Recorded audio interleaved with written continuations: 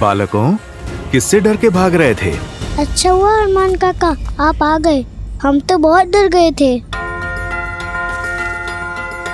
जब तक भय से भागोगे, भय तुम्हें भगाता रहेगा। पर हनुमान काका, वो बाघ बहुत भयंकर है। वो वानर भक्षी हो गया है, हमारे खेलने के स्थान पे आ जाता है और हमें खाने का प्रयास करता है। कुमार अंगद, किष्किंधा के भविष्य हो तुम।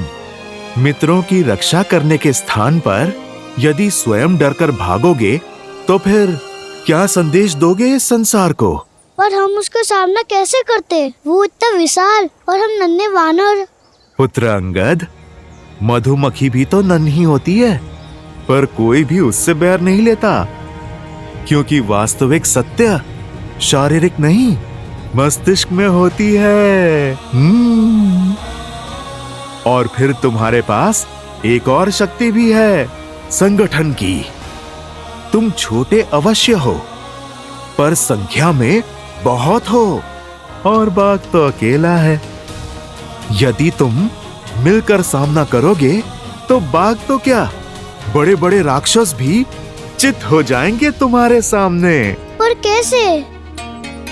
जब बल कम हो तो बुद्धि और एकता काम आती है। चलो योजना बनाते हैं।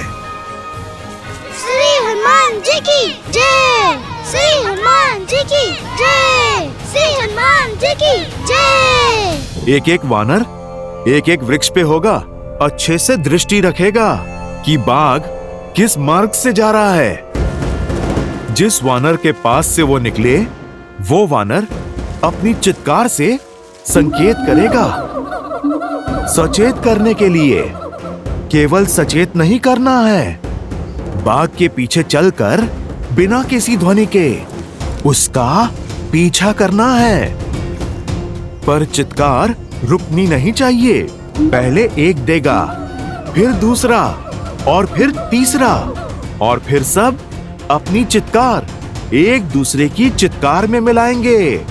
फिर जब बाघ एक रिक्त स्थान पर आ जाए, सब एक साथ चित्कार दें और फिर कूदकर उसके सामने आ जाएं। वो दहाड़ेगा।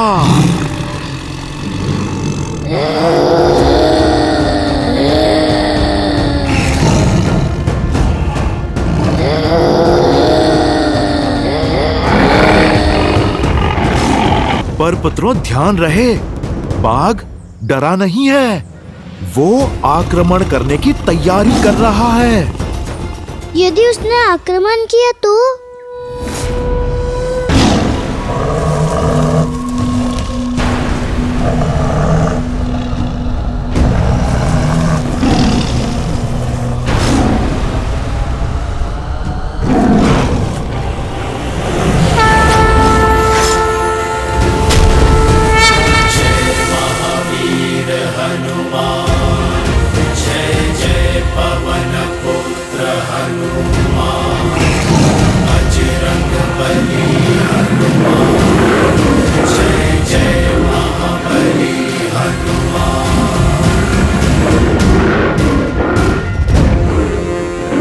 कहा था ना, तब मैं आऊंगा।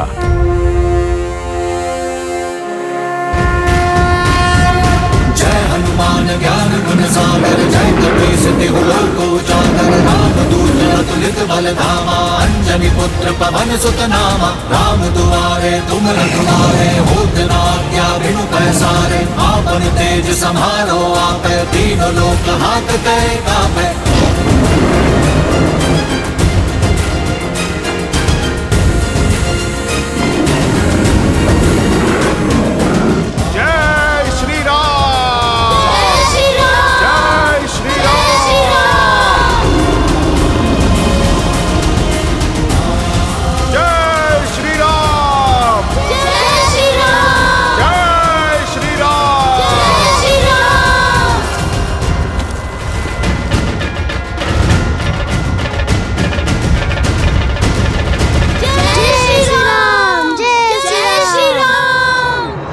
अब समझे, सच्चा बल भुजाओं में नहीं, स्वयं पर किए गए विश्वास में है। फिर बाग चाहे कितना भी विशाल हो, नन्हे मुन्ने भी उसका परिहास कर सकते हैं। समझो, भय की आंखों में आंखें डाल के विश्वास से देखोगे, भय स्वयं दुम दबा के भाग जाएगा। पर ये विश्वास जगेगा कैसे हनुमान काका? भक्ति और शक्ति में संतुलन बनाना सीख जाओ। भक्ति तुम्हें धर्म से जोड़ती है और शक्ति कर्म से, और ये संगम जीवन के हर एक उतार चढ़ाव में तुम्हारा मार्गदर्शन करेगा। तो हमें भक्ति और शक्ति दोनों का पथ दिखाइए। ठीक है, तो फिर आरंभ अखाड़े से करेंगे। तुम्हें कुश्ती कला में निपुण बनाकर शक्ति पाने के योग्य करूंगा और योग का ज्ञान सिखाकर सिद्धियां पाने का द्वार खोलूंगा।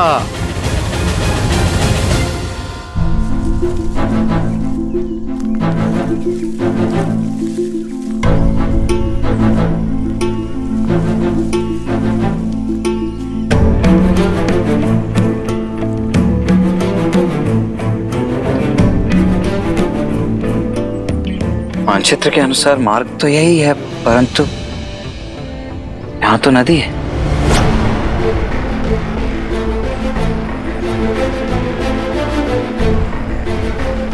कदाचित हम मार्ग भटक गए हैं भैया।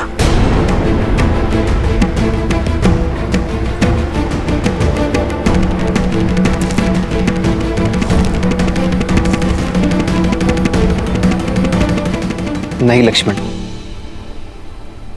अब तक का मार्ग ऋषि भारद्वाज द्वारा दिए गए मानचित्र के अनुसार ही चुना है, अर्थात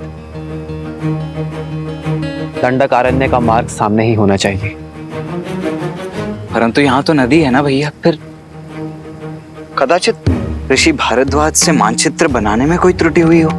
नहीं लक्ष्मण, ऋषि भारद्वाज बहुत ज्ञानी और अनुभवी है। वर्षों बिताए हैं उन्होंने यहाँ। उनके ज्ञान पर संदेह करना उचित नहीं है। मार्ग हमारे सामने ही है लक्ष्मण, कदाचित हम उसे देख नहीं पा रहे हैं।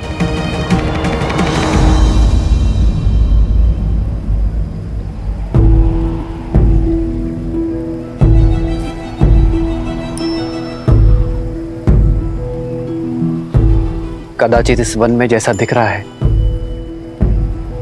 वैसा है नहीं लक्ष्मण।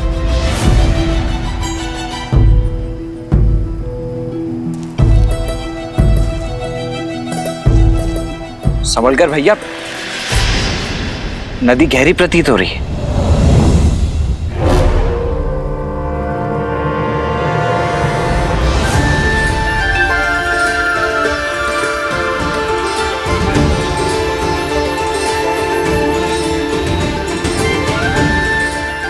यहाँ कोई नदी नहीं है, केवल नेत्रों का भ्रम है। ऋषि भारद्वाज ने भी बताया था कि राक्षस मायावी है। कहीं ये भी किसी माया का भागी तो नहीं है? यदि मार्ग ढूंढना है तो माया से लड़ना होगा लक्ष्मण। जी भैया। आओ सीता।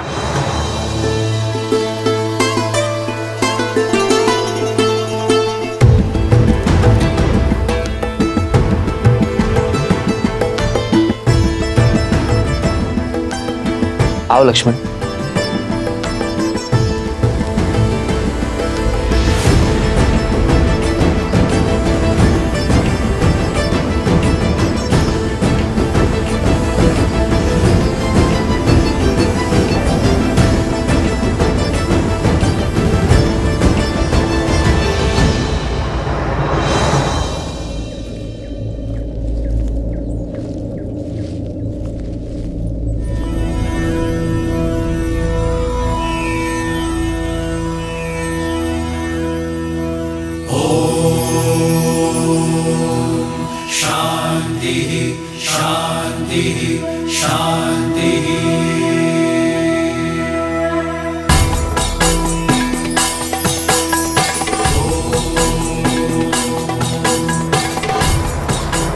राम, तुम आ गए?